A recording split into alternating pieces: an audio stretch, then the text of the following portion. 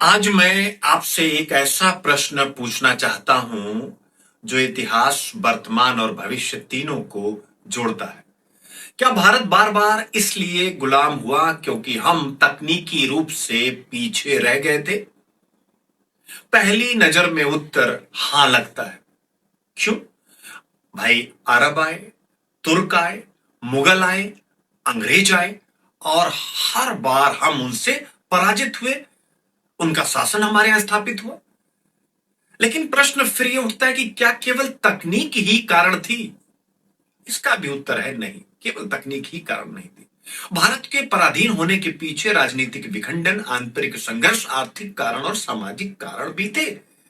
लेकिन आज मैं यह तर्क रखूंगा इस सेशन में कि तकनीकी और संगठनात्मक पिछड़ापन वह मल्टीप्लायर यानी गुणक था जिसने हमारी अन्य कमजोरियों को और घातक बना दिया। आइए सबसे पहले हम देखते हैं कि जब भारत में ज्ञान था लेकिन तकनीकी शक्ति नहीं थी तब क्या हुआ। मेरे बच्चों, भारत कभी ज्ञान विहीन देश नहीं था।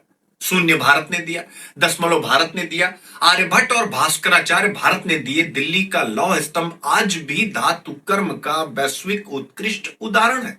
इसका मतलब समस्या ज्ञान की कमी नहीं थी, समस्या थी ज्ञान को संस्थागत नवाचार और सैन्य आर्थिक शक्ति में बदलने की गति की। इसी पृष्ठभूमि में अरबों का आक्रमण होता है। वो अरब केवल धर्म की शक्ति से ओतप्रोत नहीं थे, वो नेटवर्क की शक्ति से ओतप्रोत थे। 8वीं शताब्दी में भारत आए, लेकिन अरब दुनिया उस समय वैश्विक व्यापार, समुद्री नेविगेशन और ज्ञान विनिमय का केंद्र बन रही थी। अरबों ने यूनानी, फारसी और भारतीय ज्ञान को जोड़कर एक विशाल ज्ञान तंत्र बनाया।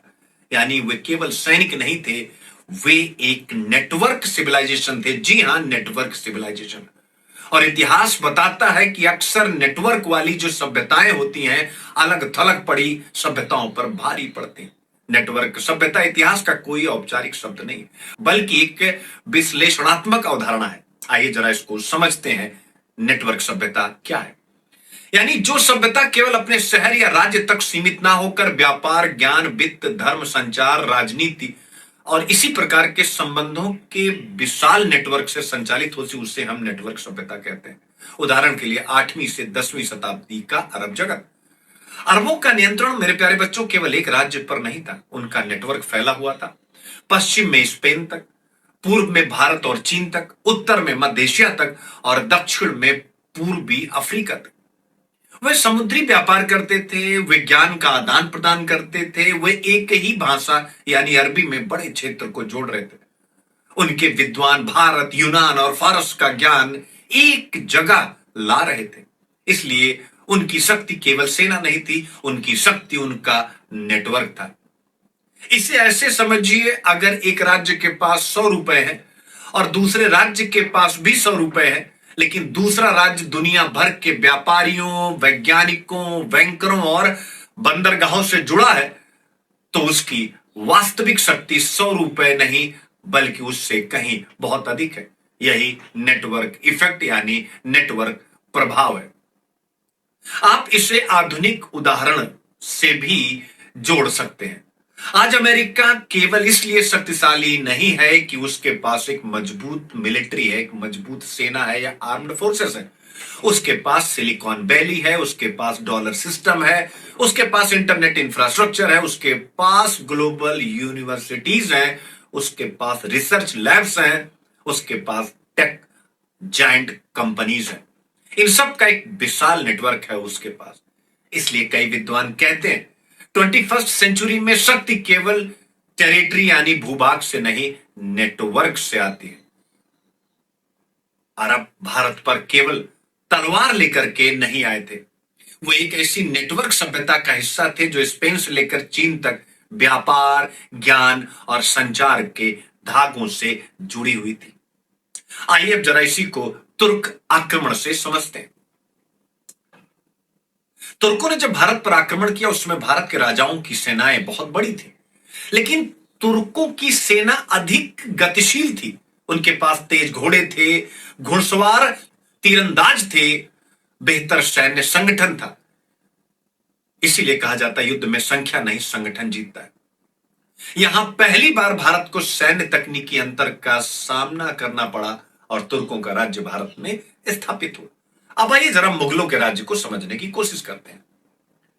1526 का वह वर्ष जहां पानीपत का पहला युद्ध लड़ा गया, इतिहास को प्रकंपित करने।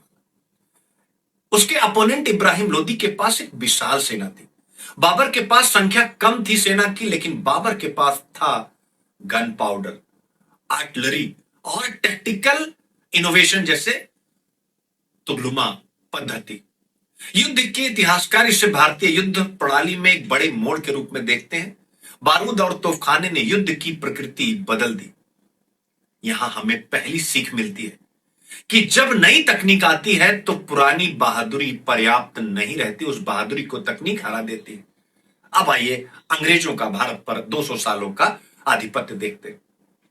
यानी अब आते हैं उस दौर पर जिसने भारत को लगभग 200 वर्षों तक प्रभावित किया। बहुत लोग सोचते हैं कि अंग्रेजों ने केवल फूट डालो और राज करो से भारत जीता, लेकिन यह अधूरा सच है।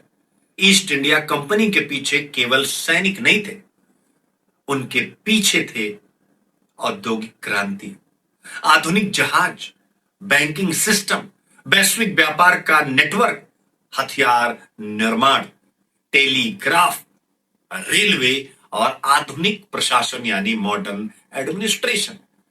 इतिहासकार बताते हैं कि ईस्ट इंडिया कंपनी ने सैन्य तकनीक, संगठन और स्थानीय संसाधनों को जोड़कर एक नई सैन्य व्यवस्था विकसित की। यानी अंग्रेजों की असली ताकत केवल बंदूक नहीं थी, technology plus organisation plus capital, और यही साम्राज्य का सूत्र था। तो ये इतिहास का सबसे बड़ा सबक क्या है? क्योंकि इतिहास तो हमें सबक ही सिखाता है। आप सोचें इतिहास का भारतीयों के लिए सबसे बड़ा सबक क्या है?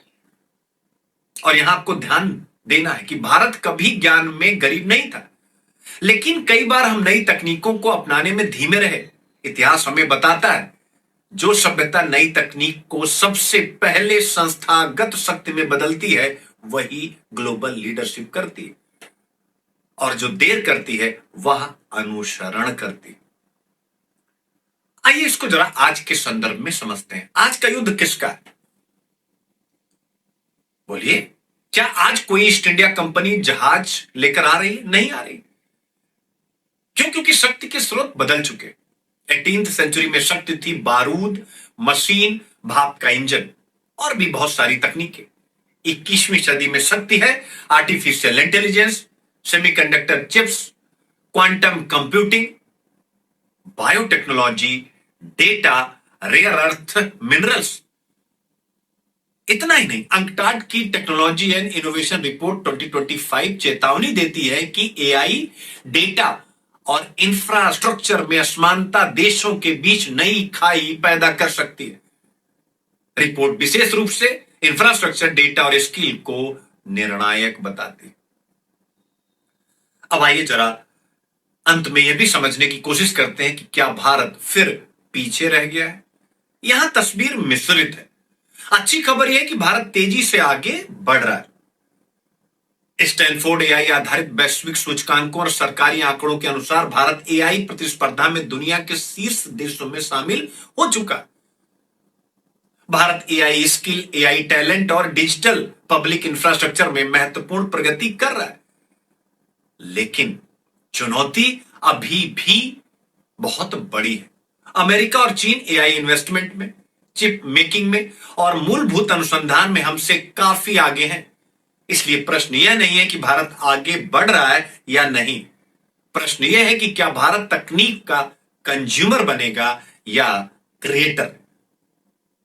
अंततः हम आपसे यही कह सकते हैं कि क्या टेक्नोलॉजी ने भारत को बार बार गुलाम बनाया? मेरा उत्तर है कि प्रत्यक्ष रूप से नहीं, लेकिन जब भी भारत तकनीकी और संगठनात्मक नवाचार की दौड़ में पीछे पड़ा है, उसकी राजनीति और सैन्य कमजोरियां घातक बन गई। इतिहास की सबसे बड़ी सीख आपके लिए, मेरे लिए, हम हिंदुस्तानियों के लिए यह है कि भारत तब नहीं हारा जब उसके पास संसाधन कम थे। भारत तब कमजोर पड़ा जब उसने बदलती तकनीकों को समय रहते राष्ट्रीय शक्ति में नहीं बदला। और इसीलिए 21वीं सदी का प्रश्न यह नहीं है कि एआई अच्छी है या बुरी, प्रश्न यह है कि क्या भारत एआई बनाएगा या केवल एआई का उपयोग करेगा। क्यों? क्योंकि इतिहास बताता है जो तकनीक बनाता है वही नियम बनाता है, और जो नियम बनाता है वही भविष्य लिखता है। इसीलिए कहा जाता है कि भविष्य के साम्राज्य मस्तिष्क के साम्राज्य होंगे। तो भारत को अपने मस्तिष्क को, यानी अपने नागरिकों की सोच को, क्रिटिकल थिंकिंग को, एनालिटिकल स्किल को बड़ा करना होगा। Thank you so much. जय हिंद। मिलेंगे अगले सेशन में इसी प्रकार के एक और इनोवेटिव सेशन के साथ। जय हिंद, नमस्कार।